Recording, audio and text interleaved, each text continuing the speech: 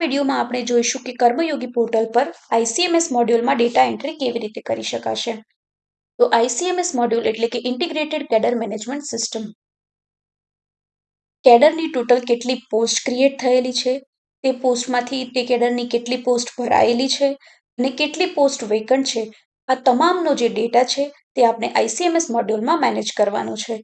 તો આઈસીએમએસ મોડ્યુલમાં સૌથી પહેલું જે સ્ટેપ છે તે છે કેડરની એન્ટ્રી કરવાનું. તો સીસીએ મેનુમાં આઈસીએમએસ મોડ્યુલમાં આઈસીએમએસ કેડર માસ્ટરમાં જઈ કેડરની એન્ટ્રી કરીશું. આપ જોઈ શકો છો કે નેમ ઓફ ડિપાર્ટમેન્ટ અને નેમ ઓફ એચઓડી જે છે તેનો ડેટા ઓટોફેચ ડિસેબલ્ડ મોડમાં દેખાઈ રહ્યો છે.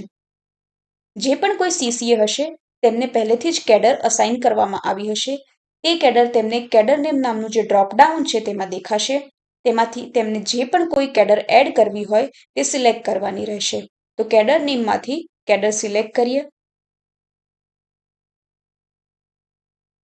કેડરનું નામ ગુજરાતીમાં એડ કરીએ.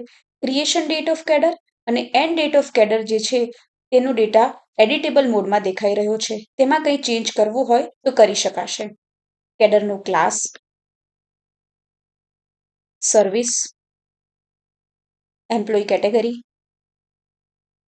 આપ જોઈ શકો છો cadre strength, total fill post અને ટોટલ વેકન્ટ પોસ્ટનો જે ડેટા છે તે ઓટોફેચ ડિસેબલ્ડ મોડમાં દેખાઈ રહ્યો છે. ગેટ એબિયન્સ પોસ્ટ પર ક્લિક કરવાથી એબિયન્સ પોસ્ટનો જે ડેટા છે તે એડિટેબલ મોડમાં જોઈ શકાય છે. તેમાં પણ કંઈ ચેન્જ કરવો હોય તો ચેન્જ કરી શકાશે.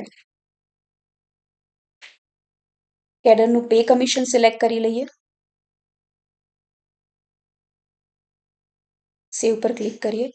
સેવ પર ક્લિક કરવાથી આપની કેડર એડ થઈ જશે. આપ જોઈ શકો છો કે આપે જે કેડર એડ કરી છે તેનો ડેટા નીચે ગ્રીડ ફોર્મમાં દેખાઈ રહ્યો છે.